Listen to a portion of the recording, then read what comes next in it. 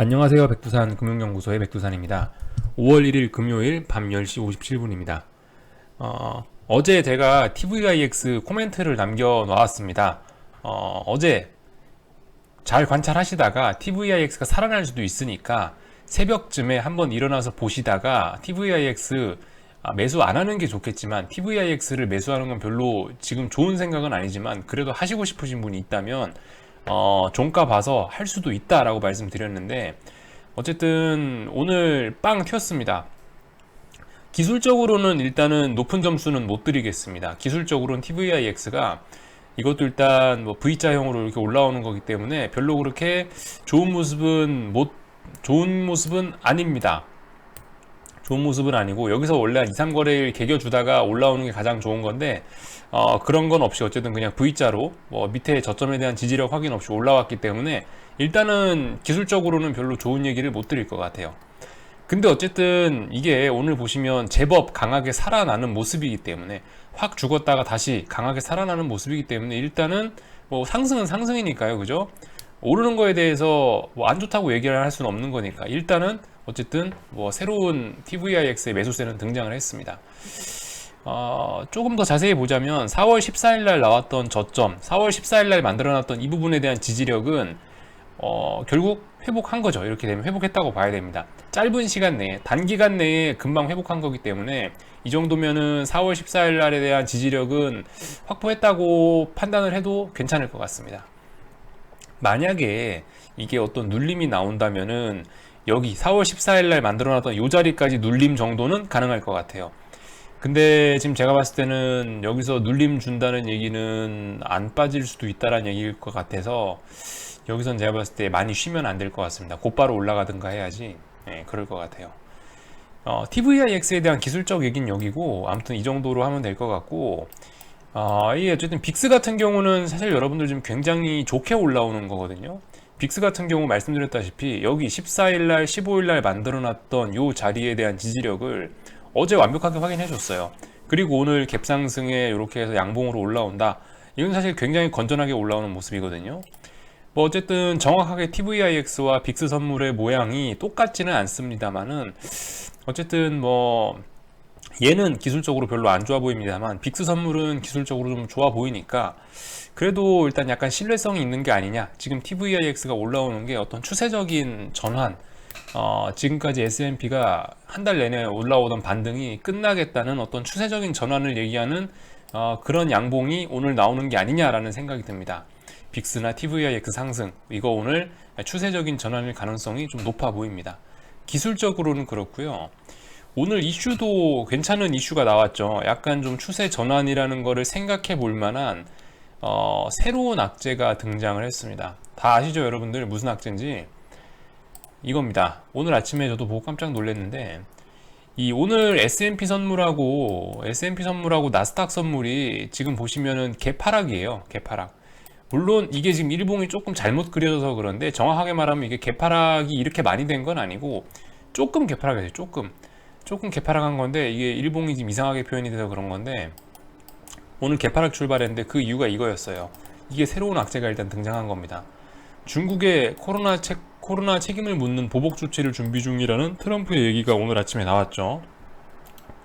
이 얘기가 나오면서 여기서 더해서 관세 부과 가능성이 있다고 트럼프가 얘기를 해버려 가지고 이 얘기가 나온 오늘부터 해서 갑자기 신흥국 환율이라든가 뭐 위험자산 선호 이런 게 갑자기 다 박살이 났어요.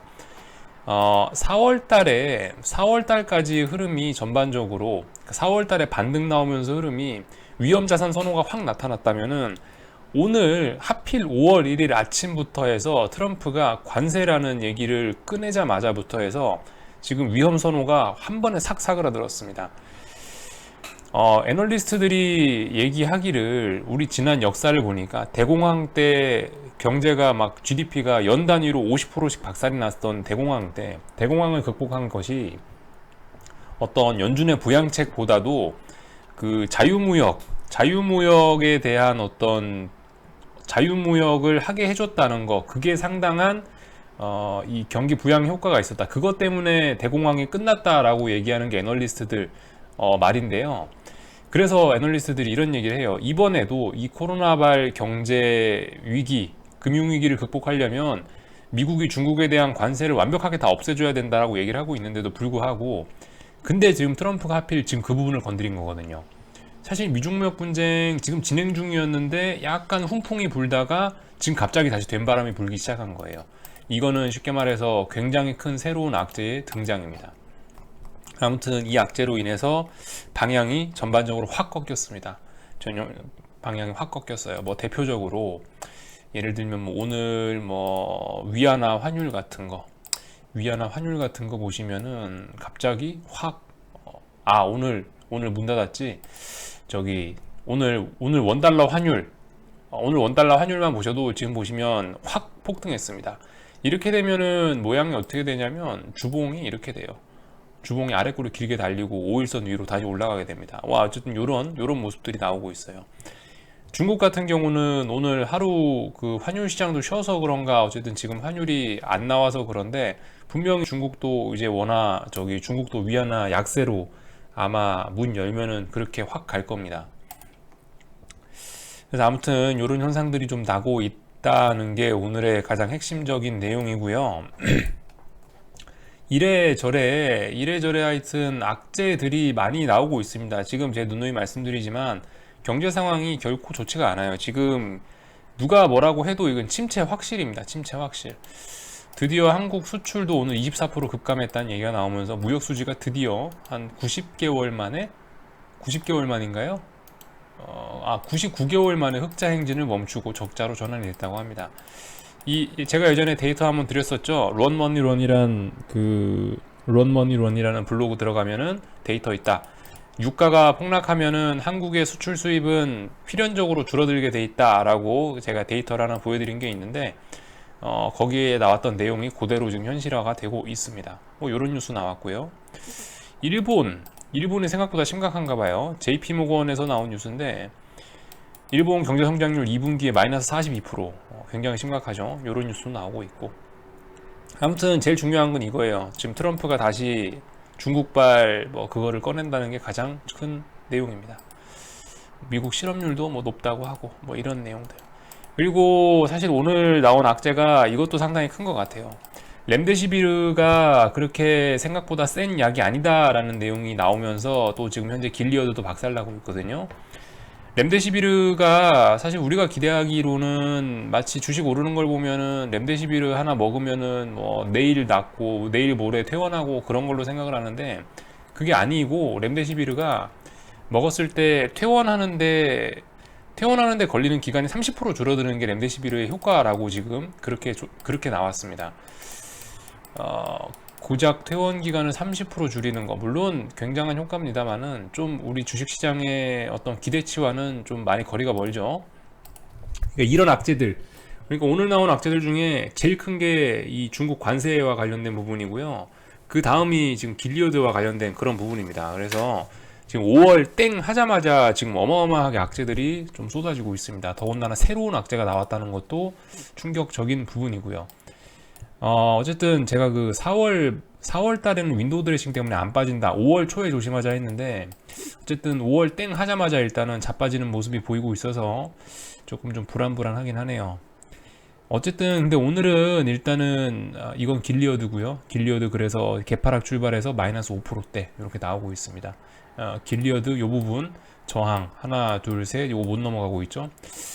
결국 좋은 사인이 아닙니다. 그죠? 이거 여기 지금 요렇게 추세선 따라 올라가고 있는데 이거 붕괴되면 아래로 와르르 이렇게 보시면 될 것 같고요.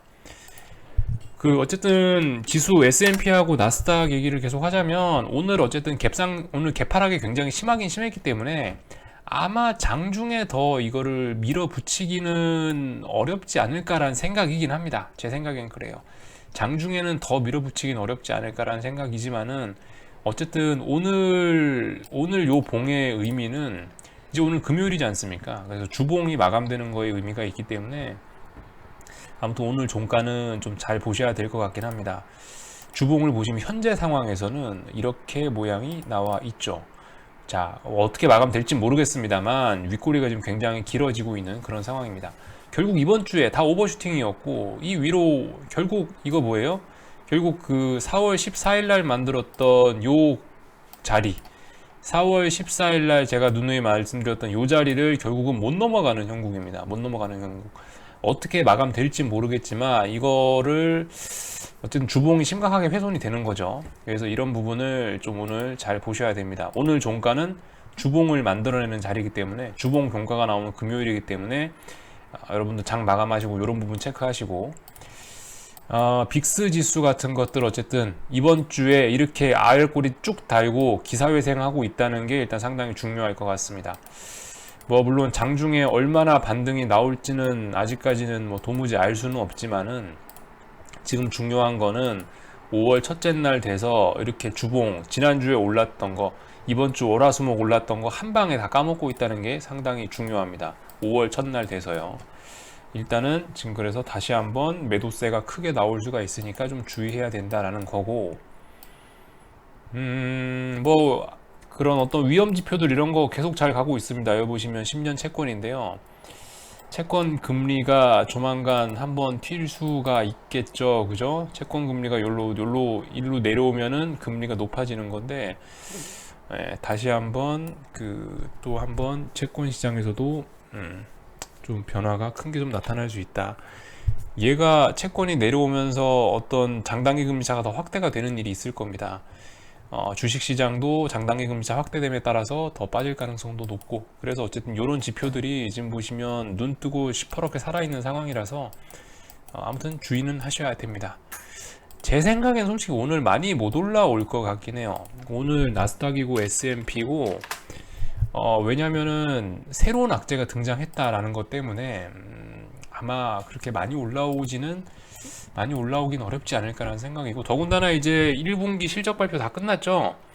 1분기 실적 발표 다 끝났기 때문에 이제 더 이상 어떤 주가를 지지할 만한 그런 것도 없는 것 같기도 하고, 윈도우 드레싱도 끝났고, 뭐 이런저런 점들이 있어서 아무튼 5월달은 좀 주의를 해야 될 것 같습니다. 시작부터 지금 원달러 환율이 팍 튀면서 시작하는 거 보니까 굉장히 좀 조심하셔야 될 것 같다, 이런 말씀 드리겠습니다.